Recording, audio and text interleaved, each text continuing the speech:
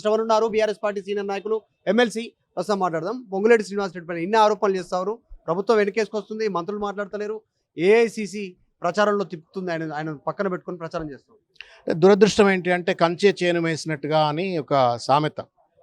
When you నిన్నటి దాకా ఎవరైనా ఏదైనా ఉండొచ్చు, కానీ ఒకసారి అధికార హోదాలోకి వచ్చిన తర్వాత, ప్రభుత్వ కుర్చీలోకి వచ్చి కూర్చున్న తర్వాత you are expected to behave with some decency, dignity and then constitutional వాల్యూస్ను రెస్పెక్ట్ చేయవలసిన ఒక బాధ్యత పెద్దలపై ఉంటుంది. కానీ దురదృష్టం ఏంటంటే right from the chief minister నుండి మొదలుకుంటే క్యాబినెట్లో ఉన్నటువంటి ఒక పొంగులేటి శ్రీనివాసరెడ్డి గారు కానీ ఇంకా చాలామంది వాళ్ళ మాకు రాజ్యాంగం లేదు, మాకు నియమ నిబంధనలు లేవు, మేము ఏది పడితే అది చేయొచ్చు అన్నటువంటి ఒక రీతిలో ఒక నియంతృత్వ ధోరణితో ఇవాళ పనిచేస్తూ ఉన్నారు.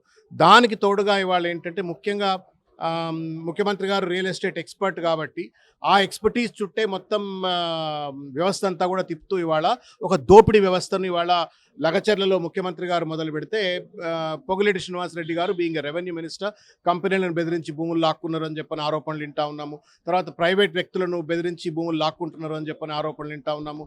మేము స్వయంగా చూసినాము మనసా హిల్స్లో, తర్వాత కొత్వాల్గూడలో పెద్ద ఎత్తున ఇల్లీగల్ మైనింగ్ జరుపుతూ ఆ భూములన్నింటినీ కూడా కబ్జా చేసి ఇల్లీగల్ మైనింగ్ జరుపుతున్న తీరును చూసినాం. వట్టనాగులపల్లిలో ప్రైవేట్ వాళ్ళ భూమిని